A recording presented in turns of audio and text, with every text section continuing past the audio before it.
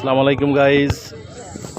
এখন আমরা আছি সুন্দরবনের পাশে ভৈরব নদীর এক কিনারায়। এখানে দেখতে পাচ্ছেন সুন্দরবনের পাশ দিয়ে ভৈরব নদী চলে গেছে একেবারে বঙ্গোপসাগরে। এখানে পাশে আছে বিভিন্ন ধরনের সুন্দরবনের গাছ, একটা মনোরম দৃশ্য, আসলে খুব সুন্দর একটা দৃশ্য।